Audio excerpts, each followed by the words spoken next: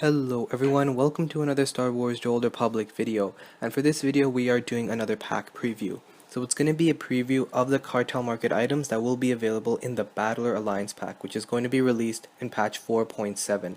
And so these are the items that are going to be coming out of it, and so let's get right into it. Now right off the bat, I do want to say I am pleasantly surprised with this pack, especially considering it's following after the Gemini packs. And keep in mind the Gemini packs reduce the chance of getting Grand Chance Cubes, and they reintroduce bronze items, so that has greatly devalued these Hypercrates.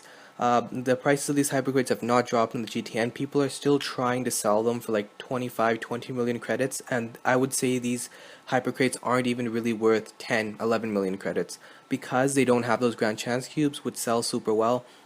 Or at least those Grand Chance Cubes don't drop often enough that you're going to be making a good value.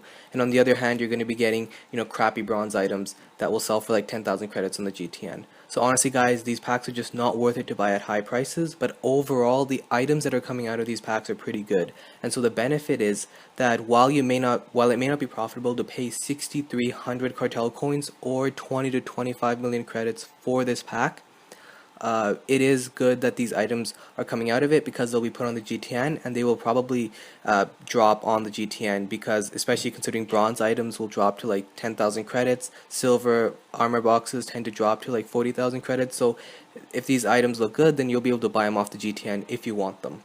So let's get right into how these items look. The first gold armor set we're looking at is the Ruthless Scion armor set. Now keep in mind the Scions are this cult on Zakul that are Zakul Knights, but they're very attuned to the Force and they can see the future and stuff like that. And obviously this is tending more towards the Sith look. It's the Ruthless Scion and it looks absolutely amazing. So let me just say that right off the bat. I absolutely love this armor set. I think the helmet looks really good. I love those red eyes. I love how it looks very compact and Sith-like. It's kind of taking after the Sith Recluse helmet, and obviously the Sith Recluse sells really well. And I think the upper body armor has a lot of detail put into it. I think it looks really good overall. This is a good armor set that I think is going to sell really well on the GTN. The next armor set we have is the Dark Augurs armor set. Now this is the silver one, and I don't think it looks too good. Honestly, there have been much better silver armor sets released, like the Zakulan Inquisitor, Wartime Ambassador, Zakulan Preserver. I think those were good silver armor sets. This one I'm not too crazy about. Yeah, I mean, the upper body armor looks okay, but there are also a lot of designs that are similar to that already in game, and I don't think the helmet looks good at all. So yeah, that's just a kind of a bad silver armor set. Unfortunately, the next silver armor set is almost more terrible. It's the Unshakable Trooper armor set, and I'm getting really sick of these armor sets. I did a video recently called my wish list, which showed some really cool armor sets which I wish were added into the game, and unfortunately these are the armor sets that BioWare is releasing in their packs, and they're just not good. Like this Unshakable Trooper armor set, who cares at all about getting this? It looks so plain, it looks so simple, and I think it's going to appeal to a very few number of players. There's absolutely nothing unique about it. There are just so many armor sets in game that have very similar looks to that. So yeah, it's just a really bad silver armor set. Now there's a Zakulan Specialist armor set. This is the other gold armor set, and unfortunately this is also taking after some of the other packs, where in the other packs, especially with the Visionary Alliance pack for example, we see that we get one really good gold armor set, which in this case is the Ruthless Scion armor set, and then we will get one crappy gold armor set that, it's unfortunate, because when you're opening a pack and you finally get a gold item that obviously has a very low RNG, you don't want it to be a bad gold item that number one doesn't look good and number two doesn't sell well in the GTN. That is very frustrating, and honestly this is one of those things. I don't think it looks that good at all. I mean, feel free to differ, put in the comment section if you like this look, but once again I think it's not going to appeal to very many players, and unfortunately that's not good for you, because that means it's not going to sell that well on the GTN. With the Visionary packs, for example, we had the Jedi Strategist. Great armor set, a lot of detail and work was put into it, sells very well. And then you have the Relentless Hunter armor set, which sells for like 200k on the GTN because it doesn't look that good. There's really nothing too unique about it. And so yeah, this is a pretty bad gold armor set, so that's unfortunate. On to the bronze armor sets. The first one we have is the Outer Rim Gunslinger's armor set. Now, I can tell why this is bronze. It doesn't look too good. The only really good thing about this is the hat, and this is almost an exact reskin of the Shrewd Rascals armor set. The Shrewd Rascals armor set looks almost exactly like this. The difference is that the Shrewd Rascal is gold and this one is bronze. So at least that hat, which is kind of like Nico Okar's hat, the only one that's available is from the Shrewd Rascal and or from the Bounty Brokers Association as a reputation item. So it's going to be cool that this hat is widely available, so anyone who wants to have that unique look can have it now, because this bronze item is going to sell for like 5,000, maybe even 1,000 credits on the GTN. So it's going to drop pretty low, and so everyone's going to basically have access to it. I personally will be buying a few of those for my own characters because I kind of like the look, and also just in the hopes that I can buy low now but sell high later. The next armor set is actually really good. This is the Nightlife Operatives armor set, and this is actually another bronze armor set, which is really interesting because I think it looks absolutely amazing. I love the upper body armor, I like the helmet, I think it looks really good, and honestly I would have switched it. Like, I wouldn't make this the bronze armor set, this should be a gold armor set. And the other one that we saw, which was the Zakulan Specialist armor set, which they had put as gold, I think that should be bronze. I mean, honestly, this one looks much better than that. It would probably sell well if it was gold, but unfortunately it's bronze, so even though it looks really cool, it's gonna once again drop on the GTN. So there's no point in buying this pack and hoping to get this when you can buy it off the GTN for like 10,000 credits. But ultimately, at the end of the day, if they're gonna reintroduce bronze items, I would rather have those bronze items be very good items, and this Nightlife Operatives armor set is an example, in my opinion, of a very good bronze armor set, because it looks super good. So if you do get it out of these packs, you're not too disappointed because you can probably use it on some of your characters. And on the other hand, it's probably going to sell well in the future. When the pack is taken off, this item gets a little bit more rare, it will probably sell better because it looks so cool. Right, on to the silver weapons. We have 4 silver weapons coming out of this pack. 3 of them are sabers. We have the Defiant Technographer Shoto, so we have another Shoto being introduced into the game. The Defiant Technographer's Lightsaber, the Defiant Technographer's Dual Saber. So these are the sabers that are coming out of it. They're all silver rarity, so they're going to be pretty common. Very similar to from the Visionary Alliance packs where we had the Tempted Apprentices lightsabers coming out of that.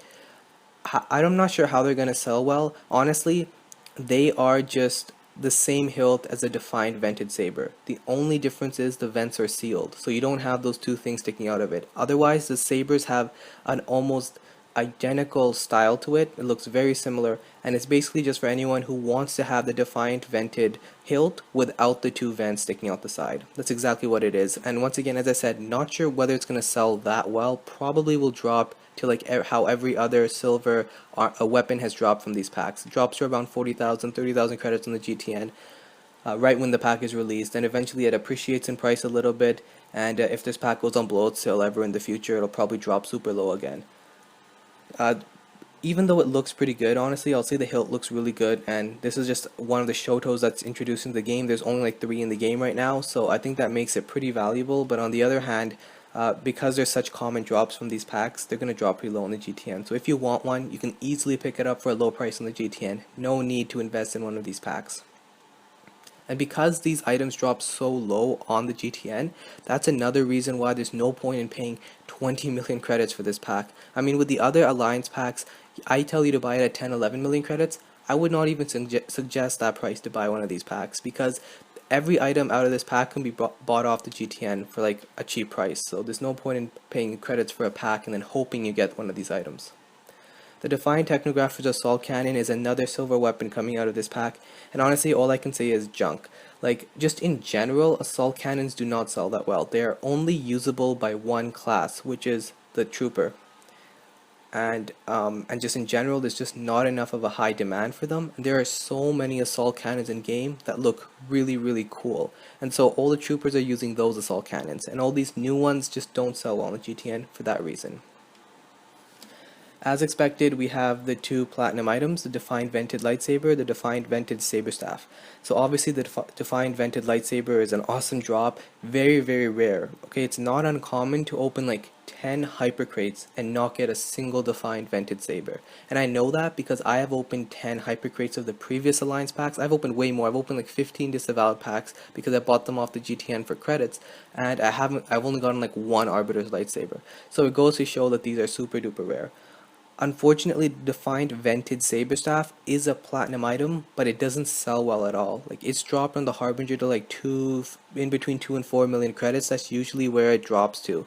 And so that goes to show it's a very unpopular saber. So if you're grinding these packs and you finally get a platinum item, but it's a Defiant Vented Saber Staff, that's pretty disappointing considering it doesn't sell well at all. Onto the mounts. I think the mounts are the highlight of this pack. We'll get the crappy one out of the way with first. The Churka Ranger. This is a bronze mount. I really have nothing to say about it. It's going to sell super terrible on the GTN. It's an identical style to the one that came out of the Anarchist packs. Okay, it's identical, just a different color, called a different name, but it's identical. And it's going to sell super terrible, so that's complete junk. But we do have 3 gold mounts coming out of this pack, which is awesome. I love it when they add more gold stuff because that just increases your chance of getting a gold item. The first gold item we see here is the Eternal Empire Command Walker. Now, in general, when the Star Wars celebration was happening, they released a bunch of statistics for the game. And in general, the walkers were the least used mount. And you can also see that just on the Imperial fleet, for example. You don't see many people at all riding in walkers. That also is kind of because walkers are not too widely available, but when I check on the GTN, I actually see them selling for pretty low prices. So in general, I don't think walkers are the most popular mount, and this looks very similar to the walker that drops from the Star Fortress Flashpoint. So it's almost identical to that. I think this one has a few more guns sticking out of it. But overall, it's not bad. I mean, it's good to have another walker. It is a cool theme. It's the Eternal Empire walker. I don't know how it's going to sell. Probably will sell for okay. Won't be the best mount to come out of this pack, but also isn't a terrible mount. The meanest Scarab is the silver mount. I really have nothing more to say about this. I mean, hey, it's cool that we're getting a silver mount with a flourish. It doesn't look too bad, but it's just going to drop really low on the GTN, and I will probably be investing in it if it drops low enough. So if it drops below 50,000 credits, I'll probably buy a few up just to sell higher in the future. But in general, I'm not sure whether it appeals to many people. Definitely I wouldn't ride in it at all. I'd more just buy it to sell later. The Zakulan Overseer Deus. I'm hoping I'm pronouncing that right. It's spelled D-A-I-S. Not sure what that means. However, it's a very unique and cool looking mount, and I love it. I absolutely love it. It's taking after the style of the Vectron Vertica, this podium type mount, and I think it might be something that, I don't know, maybe a Zakul politician would use. I don't know, something like that. I can't really tell that much off the image. I'd have to see how the actual mount functions in the game, but it does look kind of like that in my opinion.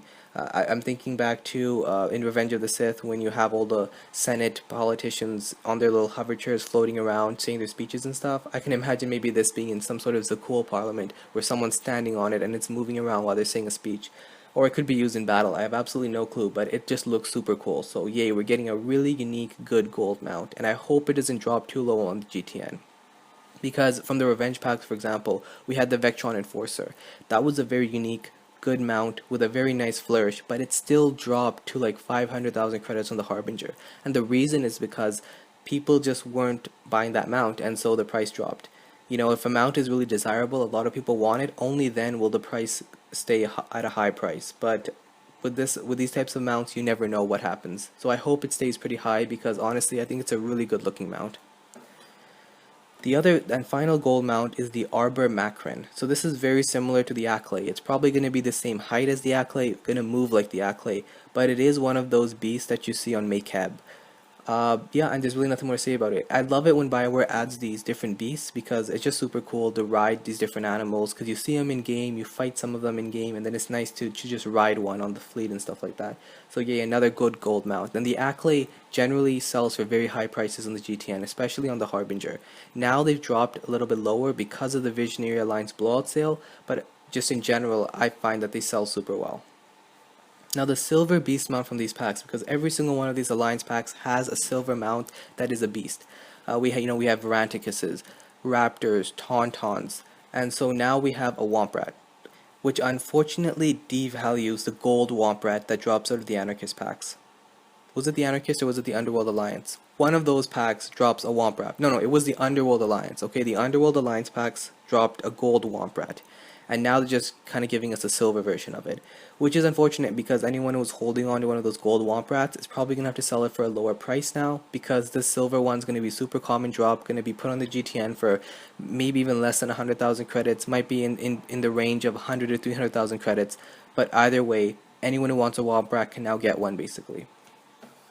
Now, what's really interesting about these packs is it actually contains a good crystal. This is the advanced white gray color crystal, and it is silver, and as you guys can see, it's just a knockoff version of the pure white crystal. It looks very similar just from the image. I'm not sure how it will look in the actual game, because the images of these lightsaber crystals can be deceiving. It might look one way just in a picture, but when you actually have it in game, you're using it, your lightsaber could be adding a different effect on it, it might look different. But just from the onset, it looks like a knockoff version of that, which is absolutely awesome, because anyone who doesn't want to pay 9 million credits for a pure white crystal can now get a lesser version of it for like 50 to 100,000 credits on the GTN, which is absolutely awesome.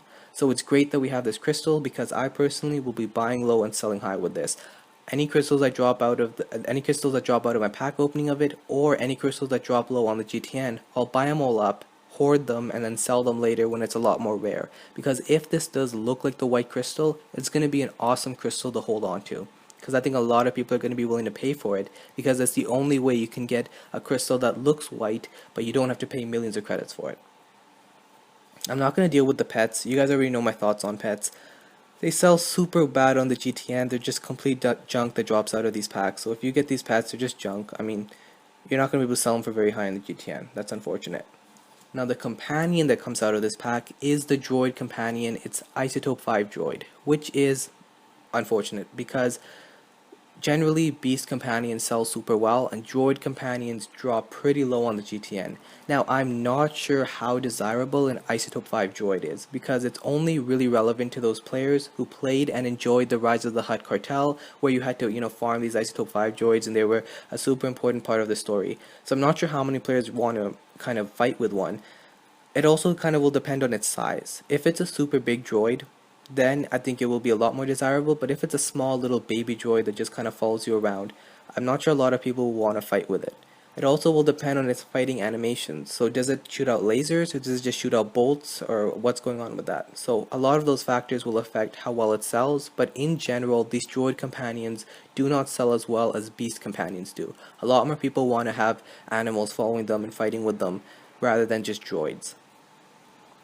But at the end of the day, it's not too bad. It could be worse. The worst companion we've seen so far is the Warbot, which was released with the Anarchist packs.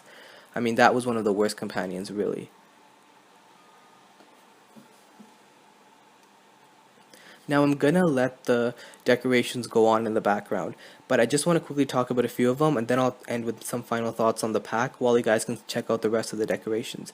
But the decorations I want to talk about firstly is we're getting the commemorative statue of Arkin, which is gonna be pretty good. I'm not sure how well it will sell, because I have seen the commemorative statue of what was his name, Galt, Lana Beniko. Those have all dropped pretty low on the GTN. They don't sell for very high, and I'm not sure what the commemorative statue of Arkin is going to follow that pattern and drop pretty low on the GTN, or maybe it will sell for very well just because it's Arkin, and who doesn't want to have a statue of Arkin in the Stronghold? So I'm kind of curious about that. Now we get these things called memorial holo projectors. So every single Empire class, we have the Sith Warrior, the Sith Inquisitor, the Bounty Hunter, and the Imperial Agent. They get a memorial holo projector, which I do believe is going to project their image in your Stronghold. So I know some people have actually been wanting that. Like, they wanted this in the same way you can project an image of your companions. They wanted to be able to project an image of their own character. So I think this is going to give you the ability to do that, which is super cool, and it's probably going to sell very well. What's interesting is all the Imperial classes get a holo projector, and then 2 of the Republic classes, the Jedi Knight and the Jedi Consular, get a meditation pillar. And there's absolutely nothing for the Trooper and the Smuggler. So I'm not sure why the Troopers and the Smugglers don't have anything. I mean, I'm not sure why the Imperial classes are getting a memorial holo projector. I mean, does that mean our characters die? I guess we're going to get the answers to that in the Knights of the Fallen Empire Chapter 16 finale. And then we've also got some cool little decorations I want to quickly point out. The Odescent Command Center. That's going to be a really good one. There was a Sith sacrificial pool, so that's another really cool one. So we get some cool decorations out of this, which is always awesome, because decorations are those filler items that drop out of these packs. When you're not getting a gold item, and when you're not getting a junk item, you're getting one of these filler items, and the decorations tend to take up a large bulk of that. And so it's good when these decorations are super cool, because that means they will sell well on the GTN, and you'll be making a lot more credits. Now overall, I do want to say that I'm not too happy with the packs, by virtue of the fact that 1, we're getting less Grand Chance Cubes, and secondly, there are still a lot of junk items in this pack. The armor sets are not up to par, Sure, have some good gold mounts, but on the other hand, we also have a lot of junk mounts, and just in general, the weapons are not that cool either. So on one hand, it's not one of the best packs. On the other hand, it is miles better than the Gemini pack. I mean, the Gemini pack was just the lowest of the low when it comes to any Cartel pack that's ever been released in game. But at least this pack isn't as terrible as that, because a lot of my content on my channel I put up revolves around Cartel packs. Cartel packs is, for me, a great aspect, part of this game, and unfortunately, Cartel packs are kind of being ruined, especially with this, because sure, BioWare is reducing the value of these packs by adding in these bronze items. You can't make as many credits. But on the other hand, players aren't getting the clue, and they're still putting these up for like 20 million credits in the GTN. And apparently they must be selling at that price, because I'm not sure why people would put these Hypercrates on the GTN for that high of a price if they weren't selling. I mean, eventually after like a month of trying to sell it and it's not selling at that price, you would think they would drop. So the only real logical explanation is people are buying it at that price, and I'm not sure who would. I mean, I'm not sure who would pay 20 to 25 million to buy a Gemini pack when it's so obviously such a crappy pack that you could just use that 25 million to just buy whatever you wanted off the GTN. You didn't need to open a pack and then hope you got that item. So at least this is a pretty good pack. So when you do a pack opening, or if you do decide to buy it, it's not going to be too terrible because you'll be getting some really cool items. So that is the pack preview. I've drawn this video on way too long. I hope you guys enjoyed this video. I will see you in the next one. Peace.